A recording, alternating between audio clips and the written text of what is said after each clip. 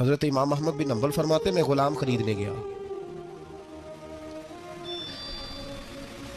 उसने मेरे साथ शर्त रखी कि हुजूर आप मुझे ख़रीद के ले जाने हैं, मेरी शर्त ये है कि मैं दिन को आपकी ड्यूटी करूँगा, रात को नहीं करूँगा।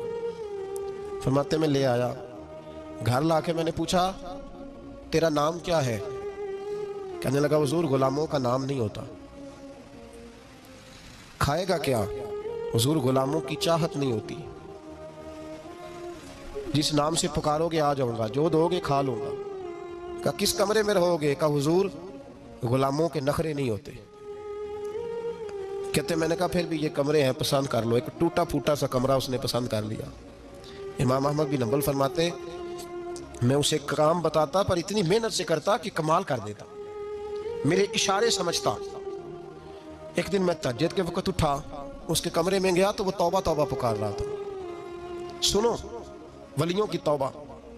फरमाते उसके कमरे से चीखने की, या अल्लाह माफ कर दे, या अल्लाह माफ कर दे, अल्लाह माफी दे दे, तड़प रहा है, रो रहा है। और इमाम अहमद बिन हंबल फरमाते हाल ये है कि उसके कमरे से लेकर आसमान तक नूर ही नूर फैला हुआ है, नूर ही नूर।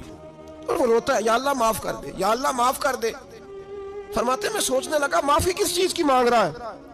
फरमाते वो खुद ही बोला, और माफी देखो भाई, तौबा देखो अल्लाह वालों की।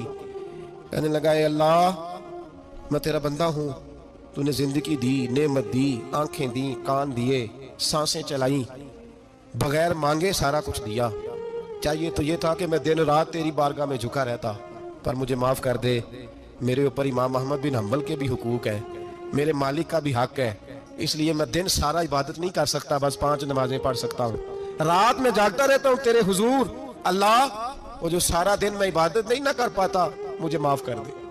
खुदाया मेरी गलती माफ कर दे, अल्लाह मुझे बख्श दे। और राती सारी कर कर जारी, नींद अखा थी धोंदे, फजरे ओही गुनाहगार का आवन।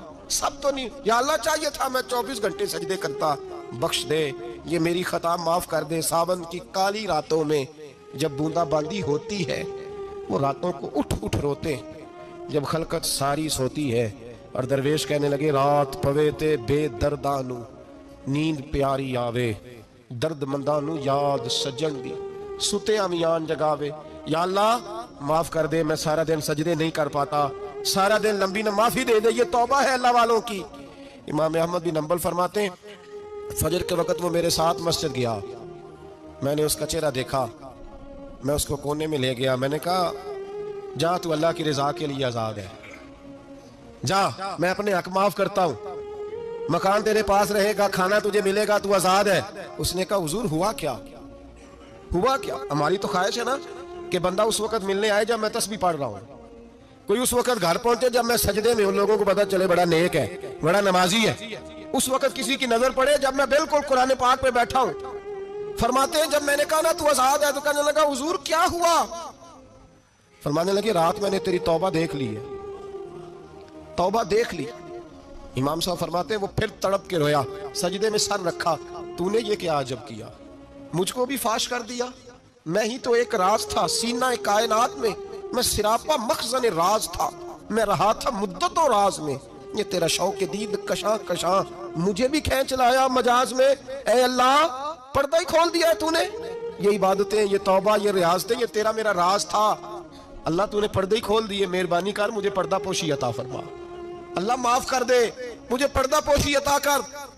हजरत इमाम अहमद बिन हंबल फरमाते हैं सजदे में ही उसने बुलंद आवाज से अल्लाहु अकबर कहा, फिर वो गिरा, उसकी रूह परवाज कर गई, परवाज कर गई, चला गया, रुखसत हो गया। ये आशिक का जनाजा है, जरा धूम से निकले, महबूब की गलियों से जरा घूम के निकले। ओ भाई इस बात पे भी तौबा है कि या अल्लाह मैं सारा दिन नफल नहीं, ये अल्लाह के वलियों की तौबा है। सारा कुछ कर कर आके ना, सारा कुछ कर कर आके फिर भी माफी, ड्यूटियां करके सारी फिर भी माफी, या अल्लाह माफ कर दे। सारा दिन इबादत करके फिर भी अल्लाह बख्श दे।